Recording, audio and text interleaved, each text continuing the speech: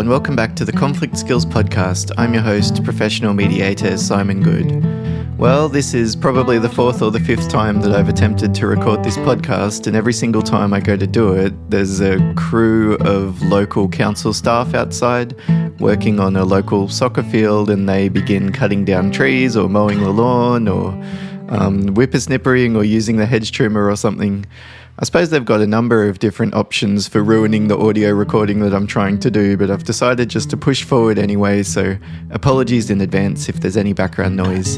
I'm not sure how much the microphone's able to pick up, but for me it's just this little, every now and then I pick up on it through my headphones, and I have to admit that there's a constant, I think, trickle of cortisol, that stress hormone, and probably adrenaline as a result, flooding through my system every time. So I'm wondering also how that's going to impact on my ability to speak clearly, but let's see how we go.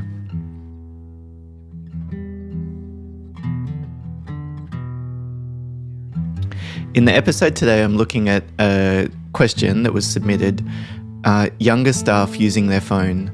So this is the question, and then I'll talk about some options for responding.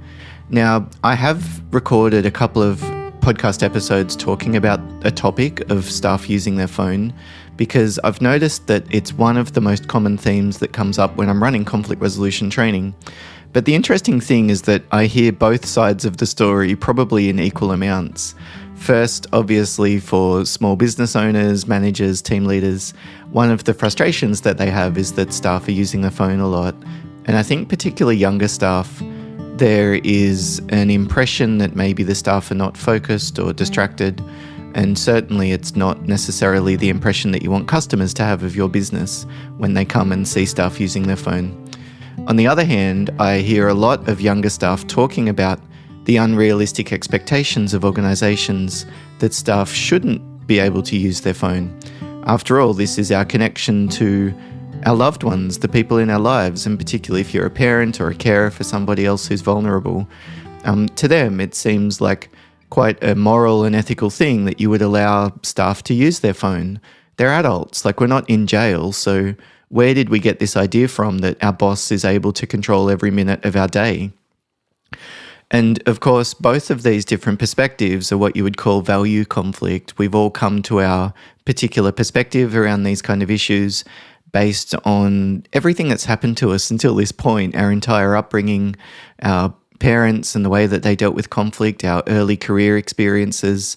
If you've set up a business, you're more likely to empathise with the business owners who see this constant negative experience that their customers are having from something that's avoidable, given that staff could just leave their phone in their pocket.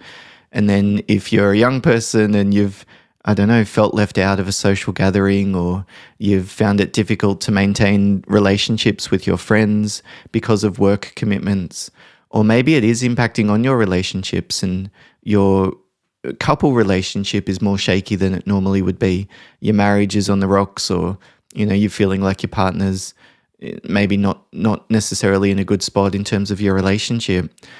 It would be perfectly reasonable to think that, of course, staff should be able to access their phone. And we don't necessarily connect the two. We don't necessarily realize that our perspective is as subjective as it is. And then the challenge is that when we go to deal with that conflict, we tend to go in with this very black and white perspective. We're right and you're wrong. And so how we prepare and how we execute in terms of dealing with that conflict is often about convincing the other person about why we're right and the other person's wrong. Whereas with values conflict, what I often talk about in training workshops is that the initial starting point that's often helpful is to normalize the difference. Of course, you will have different perspectives and different interpretations of experiences and different expectations because you've got different backgrounds. And that's not uncommon. And so if we approach the conflict in a way that, look, there's no right and wrong here, what I want to do is to talk things through to make sure that we're on the same page and figure out a way that's going to work for all of us that are involved. Is that something that you're up for? And it's often the actual process, the discussion itself, that is the remedy for the conflict, if you know what I mean. there are solutions and there are options that can be generated, etc. But just talking it through, and for both of the people that are involved to have the impression that their perspective is being taken seriously and that the other person is somewhat receptive to their input, it makes a massive difference then in terms of the emotional impact that the conflict has. And then what I've noticed is that the heat doesn't build up as much. Whereas when there's a breakdown in communication, especially when there's a bit of silent treatment going on, or you feel like you need to walk on eggshells around your boss because they're such a nutcase, it is much more like a pressure building inside a volcano, and it tends to erupt. So let me read through the scenario that I'll focus on today. It's from the perspective of the manager, but as I've said, I certainly hear the other side of things as well. So they've written, "Hi, I'm a F22, so female 22 manager at an after-school care. One of my co-workers, F19, who I supervise daily, repeatedly goes on her phone." So somebody slightly younger, but they're both, I guess, in the early stages of their career. So they go on their phone repeatedly. "This is very against the rules because we are supervising young children. I've approached her about it, yet it keeps happening. One of my supervisors came to check and saw her on the phone. My supervisor informed me that if it happens again, I need to email them, which could lead to a write-up, like a formal warning." They've written, "I have a lot of fear of confrontation. I need advice about how to be more stern with her and be confident in being in charge. I like this employee. I don't want to be the one responsible for her getting written up, and I don't want her to dislike me. I'm also worried that me being overly nice is what's leading her to get away with it too often, because sometimes I'll see her on a phone, and fearing confrontation, I'll just brush it off and ignore it. I know this was wrong to do. Please let me know any tips about how to be assertive without being seen as mean." So I don't know if that resonates with you, if you might have been in similar situations where you're trying to find the right balance between how assertive to be. And in fact, we tend to think about that as a binary thing. It's like more assertive or less assertive. But actually, there's 5 different options that we have for dealing with conflict. We could compete, be assertive, hold the line, hold on to boundaries, clarify expectations, be quite firm. It doesn't necessarily mean that we need to be harsh or rude, but we do hold the line. We're not flexible. Or we could compromise. That's where we kind of meet in the middle. So if you decided to take that approach with this staff member, you might say something like, "Look, we can't have staff using their phone at all times, but I'd be happy to discuss maybe more frequent breaks if that's helpful for you, because I know that you've got young kids. Maybe there's particular times that you want to check the messages you might have heard from the school or something like that. And if there is a particular significant issue, I'd be happy to talk about options for managing that as well." So compromise would be do you want more frequent breaks? You can't check your phone all the time, but maybe we can discuss like a reasonable middle ground. Or collaborating would be, are there particular phone calls that you find that you need to take? I'd be happy to figure out a plan that we can use within the team for when that happens. I know that you do need to take your call, but at the same time, we can't have one of our staff constantly using their phone or going off to take a phone call or whatever it is that they've been doing. But we're acknowledging both sides. Of course, you want to talk to the school if your kids are sick or something. And of course, we need to make sure that we're fulfilling our obligations to the kids and, the families that attend our after-school care centre. So it's a different way of approaching it rather than just thinking, do I need to be firm or not? Do you want to compromise? That would be get a quick resolution. Maybe there's not so much at stake. A compromise is likely to work. Collaborating takes more time. You need to sit down and talk it through, come up with options, maybe follow up with an email if that's something that would be helpful.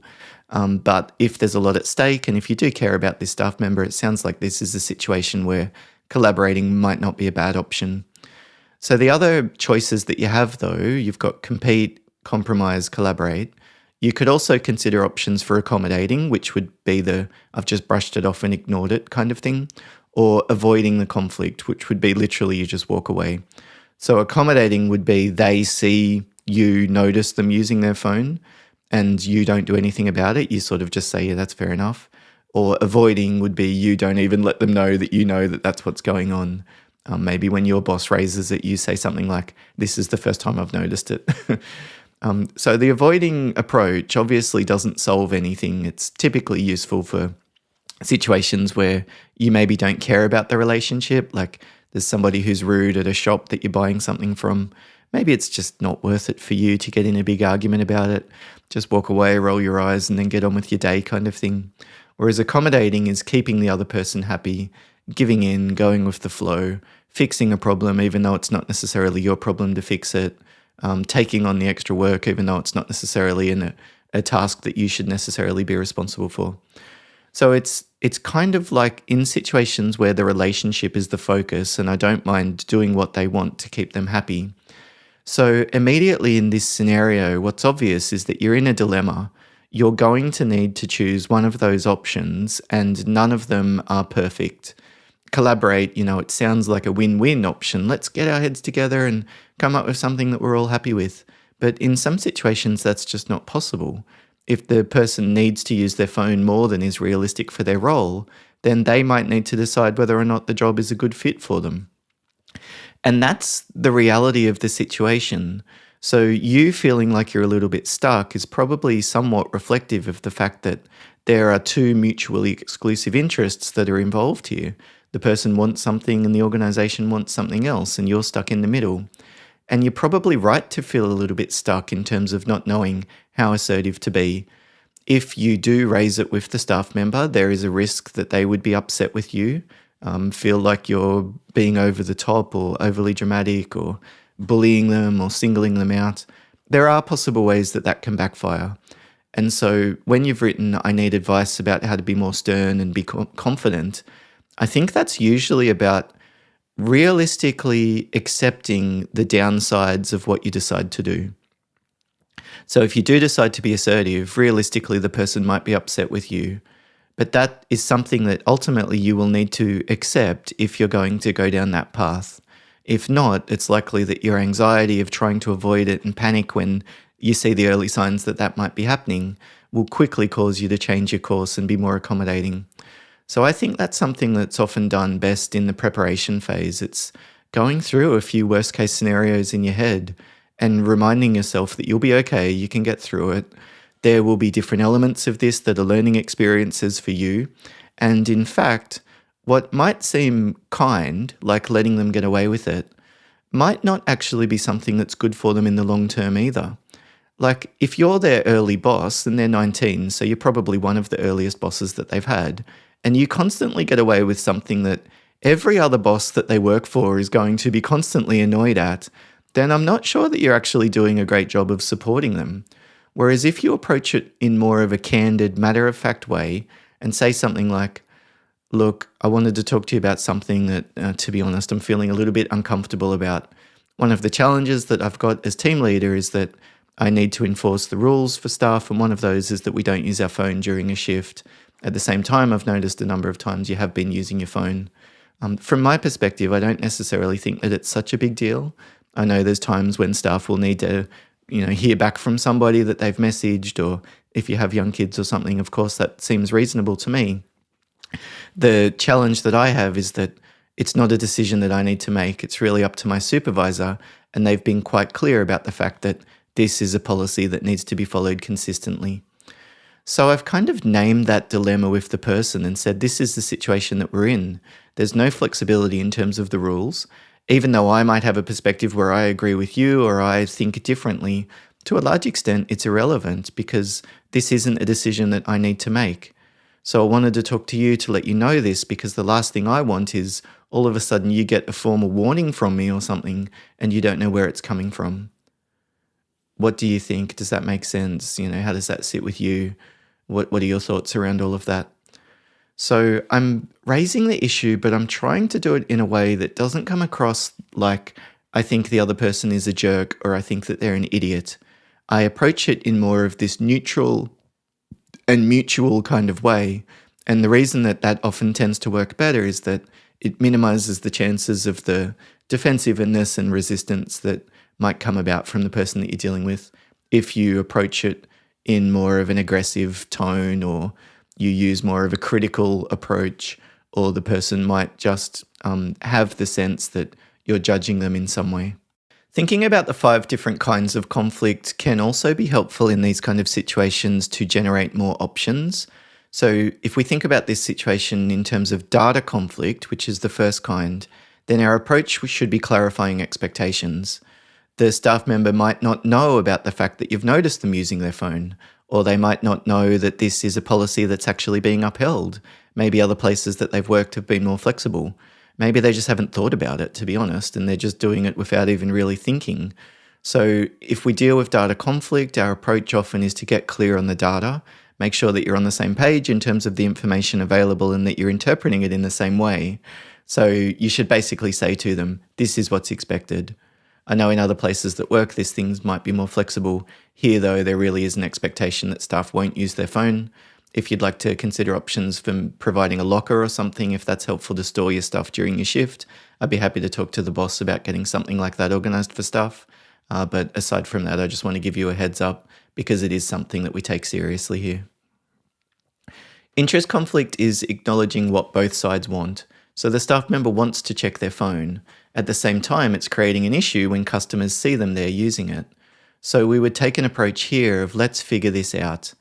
Maybe preemptively you should consider how assertive you want to be here, because it can be challenging when you've been accommodating and been accommodating and been accommodating. All of a sudden to ramp up the assertiveness, the person probably feels like they can get away with it or walk all over the top of you or however you'd think about that to some extent. And so you will need to think about how do you hold the line. And for me, that's usually about repeating back my interest. The thing we need to think about is that we can't have parents coming and seeing stuff using their phone. Oh, but I have young kids and I might have heard from the school and this is ridiculous. What do you think? This is a jail. Yeah, I get where you're coming from. There will be important communication that you need to receive. I'd be happy to talk through options for figuring that out if it's helpful. At the same time, we can't have a situation where parents are repeatedly seeing staff using their phone. So I'm almost just going down this Groundhog Day type of approach of just repeating back that same perspective with some kind of a reason. You know, that leads to formal complaints or the supervisor has communicated that quite clearly. And what I'm doing is I'm not giving them any ammunition to argue against. It's just, yeah, fair enough. I'm happy to think about those options that you've mentioned there. Or I can see where you're coming from. At the same time, there's nothing that I can do because this is the situation that we're in. Structural conflict might be something like having signs up in the break room that remind staff not to use their phone, having more frequent breaks so that they can go and check voice messages, having a system in place so that when one of the staff member needs to take a call, you've discussed it with the team ahead of time about how you'll manage those kind of situations, having lockers in the break room so that staff don't have their phone carried around with them, reminding staff at the end of your stand-up 10-minute meeting at the beginning of the day to put their phones on silent, reminding them every day to do that kind of thing. These are structural interventions that we build in that might minimize the impact of the conflict without us needing to go and say to the person, you're doing the wrong thing. Value conflict would be naming and normalizing those two perspectives, like I talked about earlier, and setting up a solution-focused and future-focused conversation around it. And then the final one would be relationship conflict. Here, what I often find is a helpful starting point is to lean in with a lot of empathy. Look, I want to talk to you about using your phone during your shifts. Now, look, before I even get into it, I just want to flag at the outset, I probably might seem like I'm coming across as a bit of a maniac about this one. I know a lot of people feel like phones use isn't such a big deal, and it's a pretty common, I think, issue that staff has is that they feel like maybe management are being unrealistic in terms of their expectations. So I'm coming across with you might be feeling this way. The thing is that the store is under a lot of pressure and there are things that we can do to look after their staff where we're flexible and other things where we really just do need to follow the instructions from head office or whatever it is. And I know that can be a pretty gross spot to be where you might feel like you're even getting treated like a child. So I just name some of that stuff, especially if it's there. If I know that staff are upset or have their nose out of joint about an instruction that I've given them, one option is I do just brush it on the table, but I find that often comes back to bite me in some way. If we act like a parent towards our staff, we put them in the position of being like a child. And I think like a lot of children, they find a way to get revenge somehow, whether it's an ill-timed tantrum that they have when we've got an important client in the building or something like that, or quitting and leaving their role. in a way that maybe creates extra problems for the organization. Whereas if they were in a better, more positive headspace with a better level of engagement, they might, give you more notice when they decide to resign, for example, or stay in the role longer or that kind of thing. And so I'm not promising anything. I'm not necessarily, offering any solution. All I'm really doing in terms of that relationship conflict is naming the dynamic. Look, I know we've tried to talk about this a couple of times and we've got off to the wrong foot. I'd like to raise it with you again, but the last thing I want is for you to feel like I'm breathing down your neck and, micromanaging you. What would be the best time to have a chat about it, and what do you think would help? So from there, I think it's often about deciding on the right level of escalation. At the beginning, once we've decided how to deal with it, and assuming that we've taken one or two of those different approaches that I've outlined already, it would be about reiterating and re-observing the current situation. We've talked about this previously. You said that you were going to do something about it. Last week, I've still seen you using your phone 3 times, and this is the feedback that I've received from a parent. I've said this, I've noticed this. I don't know what's going on for you. I wanted to touch base and find out your perspective. Maybe there's things that have happened behind the scenes that I'm not aware of. At the same time, this isn't a situation that we can have continuing moving forward. So it's just kind of observing the situation again in that neutral way. We talked about it. You told me you were going to do this. This is what I've seen. I want to touch base and get your input. The next level is being more assertive, reminding them of the rules, observing the bad behavior more consistently. We might put things in writing. We might consider inviting a senior manager like your supervisor to the meeting, or CCing them into the emails. And then the final step would be an ultimatum. If this continues, like, this is your last chance. If this continues, this is what's going to happen. Like, I'm going to give you a formal warning. We're going to put you on probation. We're going to end your employment. Whatever the thing is that you're prepared to do. Or this is what I want you to do to improve, and this is the better outcome for you if you can do it. We don't need to worry about any formal warnings. You don't need to worry about, all the stresses of changing jobs. Whatever the thing is that's better for them, that's in their interest. So with all of this, I guess the last note that I jotted down as I was preparing for the episode is, don't be surprised to have to deal with it. We are all so incredibly addicted to our phones that this is one of the most challenging issues for a lot of people in their balance of work and outside of work life at the moment. And so as you decide to go in and approach the issue from whatever your perspective, if you're a staff member who's upset about your organization's rules around phone use, or a manager and you're dealing with staff using their phone, the first step has to be self-regulation. If you can't keep yourself calm, then it doesn't matter what plan I tell you or what tips you've found on the internet, you're not going to be able to execute it properly. So that would be the starting point, is figuring out what you need to do to regulate your own nervous system and keep yourself calm, and then approach dealing with this kind of conflict as a process. The relationship between you and the other staff that you're dealing with, or you and your boss, it's this reciprocal pattern that changes over time. You're sending messages and signals and syllables and words and facial expressions and frowns and grunts and energy back and forth. And so you send a grunt, and if the grunt really hits the mark and you annoy them enough, they send back a what's their problem kind of noise. And it's just the back and forth and the back and forth and the back and forth. So after listening to how I've discussed this, you might have started to think about options for dealing with the conflict. But of course, the first step will be just experimenting. Do something different. Instead of grunting, give them a little smile. Or instead of jumping in and telling them why they're wrong, maybe just be quiet and let silence sit in the air, so that maybe the absurdity of what they've said becomes self-evident rather than you needing to jump in and, be the enemy, so to speak. What are you doing and what impact is it having on them? And then what's the behavior that you're getting back as a result? And then if you do something different, is that better or worse? It's almost like we have to become optometrists. Better or worse, better or worse, better or worse. Is this lens clearer or less clear? Is this clearer or less clear? But the thing that we're looking at in terms of conflict is this constructive or destructive? Constructive would be moving in the right direction. Is this how I'd like the relationship to be? Is this what I have in mind in terms of their optimum performance, so to speak?